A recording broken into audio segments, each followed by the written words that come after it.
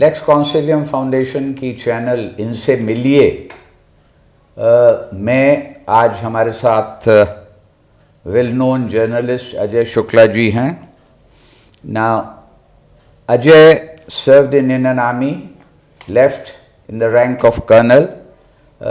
He is one of the uncommon cases of a reporter, journalist from electronic media traveling to print media and having worked with DD News and NDTV. He is presently with the Business Standard as their consulting editor, has known and on record to have done more than 300 opinions, 1500 news analysis reports, writes extensively on defense including procurements, strategy, international relations, and apart from Business Standard, he is frequently published in New York Times, Guardian, BBC, Al Jazeera and South China Morning Post. I am very happy to welcome you here, Ajay, today. And my first question is that now that particularly your beat or your area of interest is in defense, what do you think are the main barriers to communication to get the news and information? Well, there are sort of several barriers. The first is, and this works for the visual medium, that you need photographs, you need footage, video footage. And without video footage, a story, be it on anything, it lacks bite. So you, if you're a print journalist, you can write a story and you can describe certain things on paper, even though you may not have footage of them or photographs of them. Yes. But in a sort of visual medium, television, you have to have that footage, and that brings a restriction on what you can actually write on, because if you don't have the footage, there's very little bite in the camera. So that's one reason why I switched from the visual medium with all its glamour and sort of recognizability which it gives you. I switched to the written medium, which I think is a more quiet but a more descriptive and meaningful medium. But does it give you a feeling at times that your freedom to write is cramped, is limited because of flow of information that is not smooth from the ministry? I think that, I mean, one can always argue, especially in the Indian context, that the ministry and the military and so on have not got their PR flows quite right as yet. And you would be right in saying so. But when you compare between how they treat a visual medium reporter and how they treat a written medium reporter, that means somebody who's going to file a written story, it is the written medium man who will get the story more often than the visual person, for the simple reason because you need video footage for a visual story, which you don't need. You can just write a description in a sort of quite right thing report. And connected to this, my question next is that do you often find when you are interested, when you decided to do a story, that the sort of official data or the version is not easily forthcoming? Yes, that is a genuine problem in the Indian context. Okay. We have set up the structures. There's a PR organization at the MOD level, one at each of the service levels and so on. But it still is sort of restricted by the PRO's sort of lack of complete freedom to say anything he likes on behalf of the services, because the PRO is still at the rank of a wing commander or for the Navy, a commander, and he is not yet trusted enough in our Indian context to be able to speak freely on a particular subject. He will always go back to the seek higher clearance. ranks to seek clearance for saying Okay. this thing. This is quite understandable.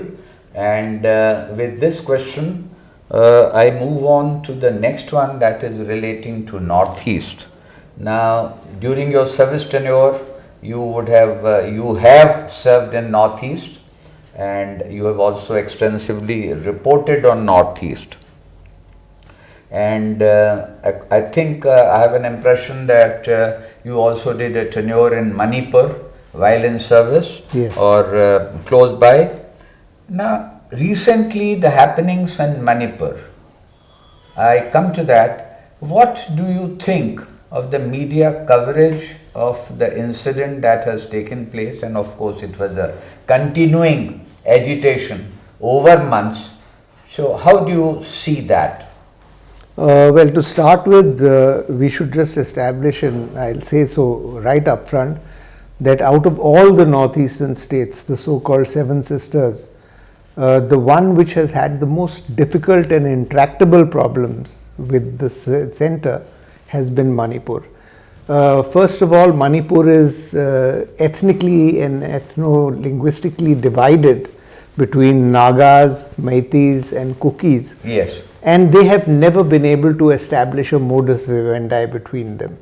There is always the fear amongst the Meiteis, who are the majority people and therefore form the government, and the chief minister normally is a Meitei person, though there have been Naga chief ministers.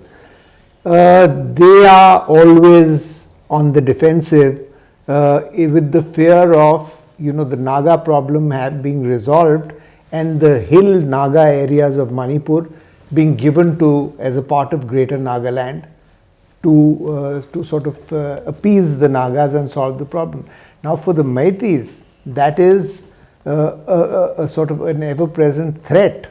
They don't want to lose their Naga hill areas, and they fear that the Indian government might not understand the dynamics over there. And it is true, the Indian government has displayed a sort of fairly shocking level of ignorance about the local politics in Manipur, and that complicates the whole situation.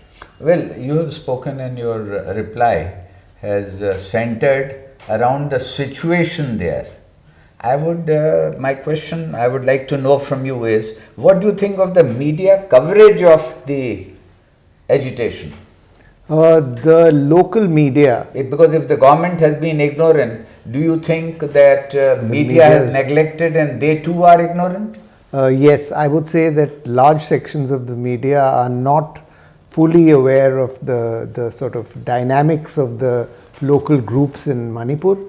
I think that a report which is filed for, let's say, an Imphal-based paper in the valley will always be following the sort of the Meitei diktat and reporting in a manner that sort of is less than fair, because they have their allegiance to various groups. Yes. So the local press is governed by these dynamics, and then when the national press reporters descend on Manipur, they display an absolute lack of understanding. This is quite surprising, because unlike, say, 9/11, which was a one happening, here situation has continued and continued to go to some extent downhill, to be aggravated over months, and yet the sort of correct, impartial, objective reporting was